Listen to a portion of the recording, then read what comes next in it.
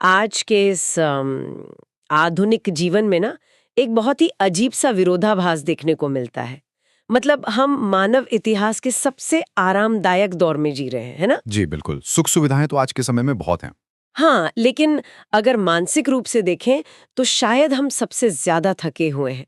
और जब ये थकान बर्दाश्त से बाहर हो जाती है तो शांति ढूंढने का हमारा तरीका भी बड़ा मशीनी हो गया है। कोई नया मेडिटेशन ऐप डाउनलोड कर लिया या पहाड़ों पर किसी महंगे रिट्रीट की बुकिंग कर ली। या फिर कुछ दिनों के लिए सोशल मीडिया से ब्रेक ले लिया, जिसे लोग डिजिटल डिटॉक्स कहते हैं। बिल्कुल।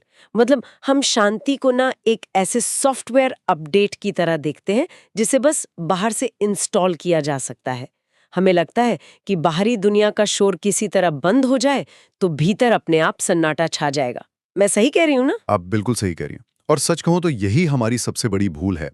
हम ना बाहरी परिस्थितियों को अपने नियंत्रण में लेने की कोशिश में अपनी पूरी उम्र गुजार देते हैं। जो कि संभव ही नहीं है। एकदम असंभव। ये तो वैसा ही हुआ जैसे जैसे कोई समुद्र की लहरों को प्रेस करके शांत करने की कोशिश कर रहा हो। जब तक हम शांति को बाहरी उपकरणों या माहौल में तलाशते रहेंगे, निराशा ही हाथ लगेगी। और इसी विडंबना और वैचारिक उलझन को सुलझाने के लिए आज की इस गहन चर्चा में हम एक बेहद प्रभावशाली ग्रंथ के पन्नों में उतर रहे हैं। इस पुस्तक का नाम है सत्यार्थ बोध। जी, जिसका अंग्रेजी अनुवाद नो द ट्रूथ के नाम से किया गया है। बिल्कुल। इसे दिगंबर जैन आचार्य विशुद्ध सागर जी ने लिखा है और इसका अंग्रेजी अनुवाद विजय के जैन ने किया है।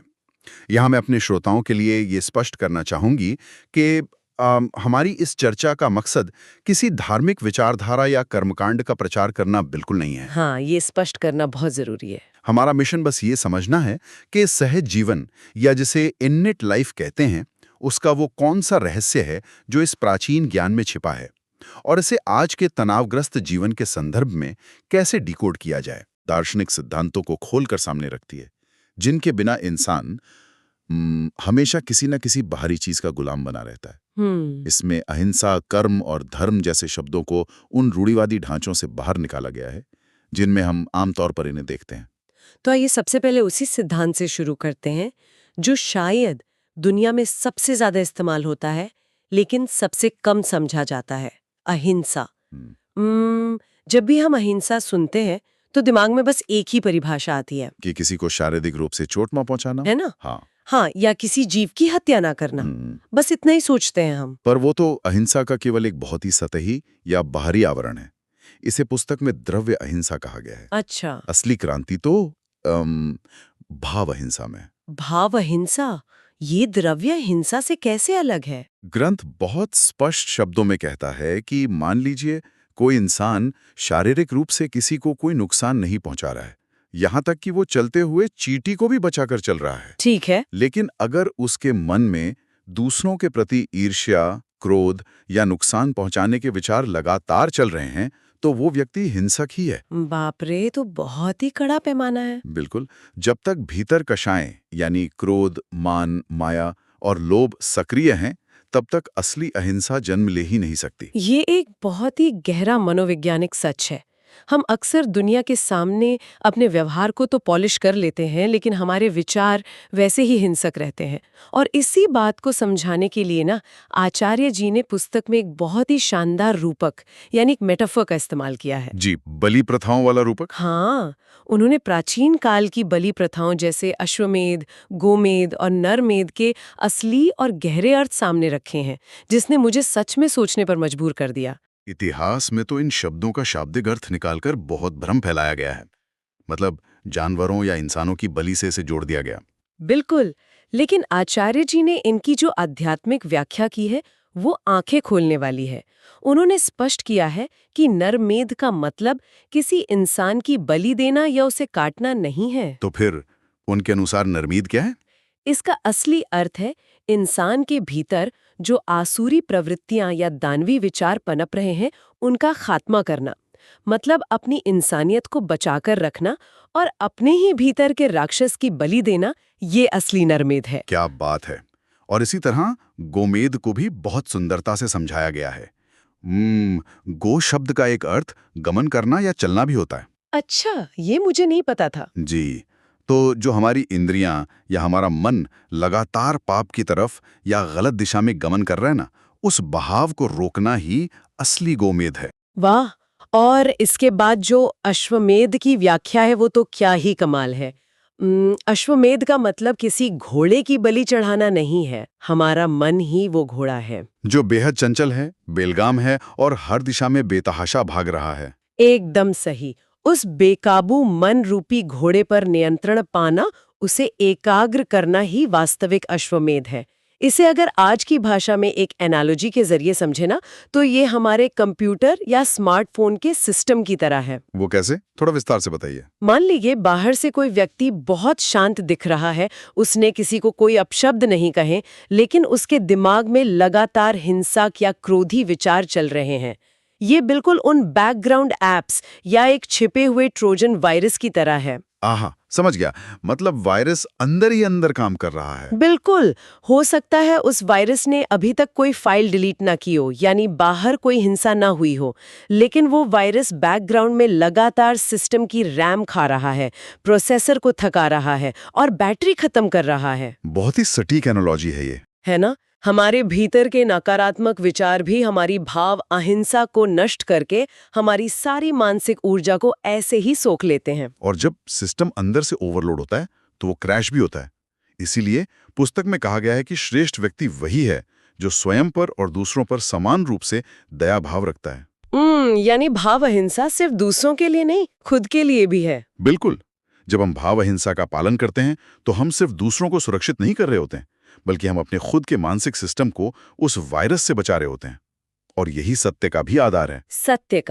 सत्य और अहिंसा का ये कनेक्शन कैसे काम करता है? पुस्तक बताती है कि सत्य का मतलब सिर्फ कठोर सच उगल देना नहीं है। अगर आपका सच किसी को अनावश्यक पीड़ा पहुंचा रहा है तो वो उस अहिंसा के सिद्धांत के ही खिलाफ हो गया। मतलब सच वही है जो कल्याणकारी हो। एकदम सही। लेकिन यहाँ से एक बहुत बड़ा व्यवहारिक सवाल जन्म लेता है। मान लीजिए कोई इंसान अपने सिस्टम से सारे वायरस निकाल दे, अपने भीतर भाव अहिंसा जगा ले, लेकिन जब वो बाहर निकलता है तो दुनिया तो वैसी नहीं है ना। हाँ, दुनिया में तो हर तरह के लोग हैं। समाज में अन्याय है, लोग धोखा देते हैं, गलत व्यवहार करते हैं। अगर हम अपने विचारों को शांत भी कर लें तो इस बाहरी दुनिया की उथल पुथल के बीच हम अपना संतुलन कैसे बनाए रखें, ये तो बहुत मुश्किल है। और इसी सवाल के जवाब में ये दर्शन अपनी सबसे मजबूत और शायद सबसे कठिन अवधारणा पेश करता है, जिसे माध्यस्थ भाव कहा गया है। आम भाषा में हम इसे तटस्थता या न्यूट्रलिटी कह सकते हैं। तटस्थता मतलब न्यूट्रल रहना। हाँ, यह पुस्तक मनुष्य के उस सबसे बड़े अज्ञान पर प्रहार करती है जहां हम सोचते हैं कि हम दूसरों को बदल सकते हैं। जरा सोचिए, एक गुरु अपने शिष्य को पूरी तरह अपने जैसा नहीं गढ़ सकता। एक पिता अपने पुत्र को अपनी कार्बन कॉपी नहीं बना सकता। ये तो सच है। तो जब इतने करीबी रिश्तों में हम किसी के विचारों को पूरी तरह नियंत्रित नहीं कर सकते, तो पूरी दुनिया को अपने हिसाब से चलाने की जिद तो बेमानी है ना। इसके लिए आचार्य जी ने एक बहुत ही सीधा और मारक सूत्र दिया है। देखो, जानो, जाने दो। Look, no, let go. लेकिन यहाँ मुझे एक बहुत गहरी आपत्ति है। कैसी आपत्ति? ये विचार सुनने में तो किसी योगी के लिए बहुत आदर्श लगता है, लेकिन क्या व्यावहारिक जीवन में ये हमें संवेदनहीन नहीं बना देगा? मैं समझ रहा हूँ आप क्या कह रही हैं। मतलब अगर हम हर गलत चीज को, हर अन्याय को सिर्फ देखकर जाने देंगे, तो क्या ये कायरता नहीं है? क्या इससे समाज में करुणा और दया पूरी तरह खत्म नहीं हो जाएगी? ये उलझन बहुत स्वाभाविक है। तटस्थता को अक्सर उदासीनता या अपैथी मान लेने की भूल की जाती है, लेकिन इस दर्शन में देखो, जानो, जाने दो का मतलब आंखें मूंद लेना या संवेदना खो देना बिल्कुल नहीं है। तो फिर इसका सही मतलब क्या है? इसे ऐसे समझिए, जब एक वैज्ञानिक प्रयोगशाला में दो रसायनों को मिलाता है और एक विस्फोट होता है, तो क्या वो वैज्ञानिक उस विस्फोट को लेकर गुस्सा करता है? नहीं, वो तो बस नोट करता है कि क्या हुआ। बिल्कुल। वो रसायनों को बुरा भला नहीं कहता, वो जानता है कि उन रसायनों का स्वभाव ही यही है। इसी तरह जब कोई दूसरा व्यक्ति हम पर क्रोध करता है या गलत व्यवहार करता है, तो वो अपनी आंतरिक कषायों के कारण ऐसा कर रहा है। अच्छा, यानी वो व्यक्ति सिर्फ एक निमित्त है, एक बाहरी ट्रिगर है, मूल कारण नहीं। एकदम सही पकड़ा आपने। पुस्तक स्पष्ट रूप से कहती है, पर कषाय से पर के परिणाम नहीं होते। इसका क्या अर्थ हुआ? इसका अर्थ है कि किसी दूसरे की नकारात्मकता आपके मन को तब तक अशुद्ध नहीं कर सकती जब तक आप खुद प्रतिक्रिया देने का फैसला ना करें। ये तो बहुत पावरफुल है। तटस्थता का असली मतलब है बिना अपना भावनात्मक संतुलन खोए परिस्थितियों का आकलन करना। जब हम भावनात्मक रूप से हाईजैक नहीं होते ना, केवल तभी हम सही मायने में करुणा दिखा सकते हैं और सही कदम उठा सकते हैं। मतलब एक उदासीन व्यक्ति तो मदद ही नहीं करेगा, लेकिन एक तटस्थ व्यक्ति बिना विचलित हुए दुनिया का सबसे अच्छा मित्र बन सकता है। बिल्कुल। तो ये कायरता नहीं है, बल्कि ये तो इमोशनल इंटेलिजेंस का सबसे उच्च स्तर है, जहाँ रिमोट कंट्रोल किसी और के हाथ में नहीं है।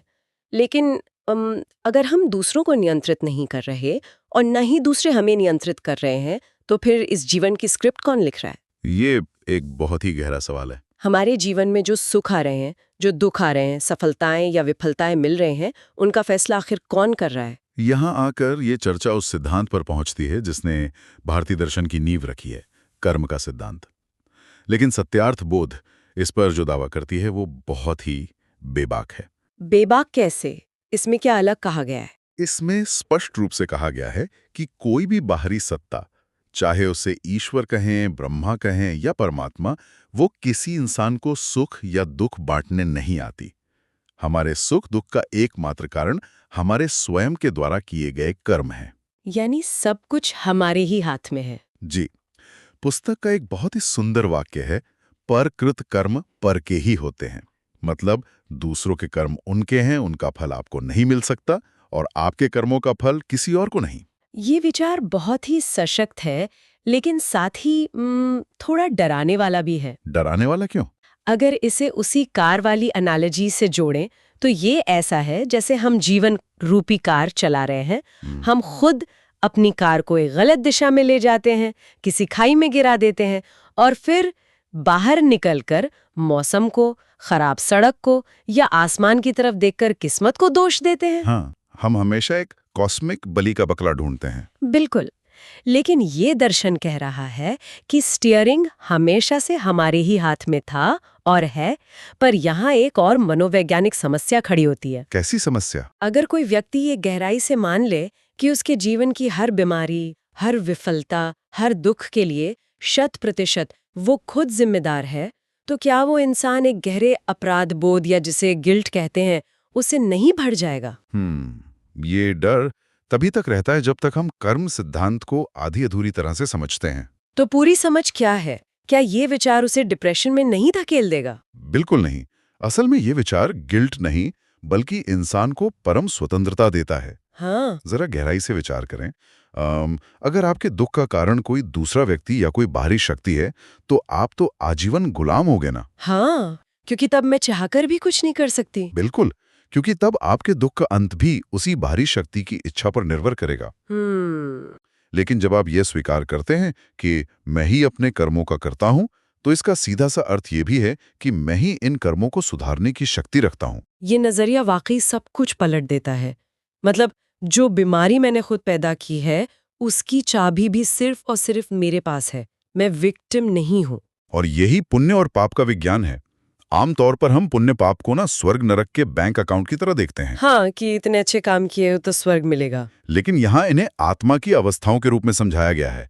जब पुण्य का उदय होता है तो इंसान को कांटे भी फूल लगने लगते हैं और झूठी बातें भी सच का भ्रम देती हैं। और जब पाप का उदय होता है तब सब कुछ विपरीत लगता है। लेकिन जो सच्चा ज्ञानी है, जो तटस्थ है, वो पुण्य के उदय होने पर अहंकार में नहीं डूबता और पाप के उदय होने पर टूटता नहीं है। वो जानता है कि ये दोनों ही बाहरी परतें हैं। ये व्यक्तिगत स्तर पर तो बहुत मुक्तिदायक विचार है। लेकिन एक सवाल ये उठता है कि अगर हर व्यक्ति सिर्फ अपनी आत्मा के कल्याण, अपने कर्मों और तटस्थता पर ध्यान केंद्रित कर ले, तो ये समाज कैसे चलेगा? ये भी एक बहुत ही व्यवहारिक चिंता है ना? समाज का ढांचा, कानून और आचरण की व्यवस्था का फिर क्या महत्व रह जाएगा? पुस्तक में इस बात का बहुत ही तार्किक वर्गीकरण किया गया है। धर्म को 2 अलग-अलग स्तरों पर समझाया गया है, लौकिक व्यवहार और परमार्थ व्यवहार। लौकिक यानी जो इस लोक या दुनिया से जुड़ा है। हाँ, बिल्कुल। माता पिता की सेवा करना, राजा या कानून का सम्मान करना, शिक्षकों का आदर करना, ये सब लौकिक धर्म है। समाज को एक सभ्य तरीके से चलाने के लिए ये बेहद आवश्यक है। ठीक है, तो फिर दूसरा क्या है? दूसरा है परमार्थ व्यवहार। लेकिन पुस्तक एक बहुत बड़ी चेतावनी देती है। वो कहती है कि इन सामाजिक कर्तव्यों यानी लौकिक धर्म को मोक्ष का मार्ग मान लेने की भूल नहीं करनी चाहिए। मतलब एक बहुत अच्छा और आदर्श नागरिक होना ही पर्याप्त नहीं है। सामाजिक स्तर पर पर्याप्त है, लेकिन आत्मिक स्तर पर नहीं। परमार्थ व्यवहार यानी सच्चा आध्यात्मिक धर्म किसी बाहरी वेशभूषा से नहीं आता। यह कोई सफेद या बेदाग कपड़े पहन लेने का नाम नहीं है, बल्कि यह चेतना की अशुद्धियों को धोने का नाम है। इसी संदर्भ में मुझे लगता है कि आधुनिक जीवन शैली और शिक्षा पर पुस्तक के विचार बहुत ही तीखे और प्रासंगिक हैं। आज की जो पूरी शिक्षा प्रणाली है वो हमें लौकिक जीवन में तो सफल बना रही है, लेकिन भीतर से खाली कर रही है। एकदम सही। पुस्तक इस बात पर गहरी चिंता जताती है कि आधुनिक शिक्षा का मुख्य उद्देश्य केवल इंद्रिय सुखों की प्राप्ति और भौतिक संसाधनों को इकट्ठा करना रह गया है। हाँ, हम बस डिग्रियां इसलिए ले रहे हैं ताकि अच्छी नौकरी मिले और हम चीजें खरीद सकें। बिल्कुल। हम ज्ञान इसलिए अर्जित नहीं कर रहे कि हम खुद को जान सकें, बल्कि इसलिए कर रहे हैं ताकि हम अपनी इच्छाओं का अनंत विस्तार कर सकें। असली शिक्षा तो वो है जो जियो और जीने दो की भावना को गहराई से स्थापित करे। और शायद यही कारण है कि इस ग्रंथ में व्यसनों यानी एडिक्शंस पर इतना कड़ा प्रहार किया गया है। जी बिल्कुल। मांस भक्षण, जुआ और एक और दिलचस्प बात जिसका जिक्र है, नृत्य दर्शन, मतलब व्यर्थ में नाच गाना देखना या मनोरंजन में डूबे रहना। ये आज के समय के लिए बहुत बड़ी सीख है ना? आज के दौर में जब हम अपनी हर बोरियत का इलाज सोशल मीडिया की रील्स को स्क्रॉल करने या किसी स्क्रीन पर नाच गाना देखने में ढूंढते हैं, तो इसके पीछे का मनोविज्ञान समझना बहुत जरूरी है।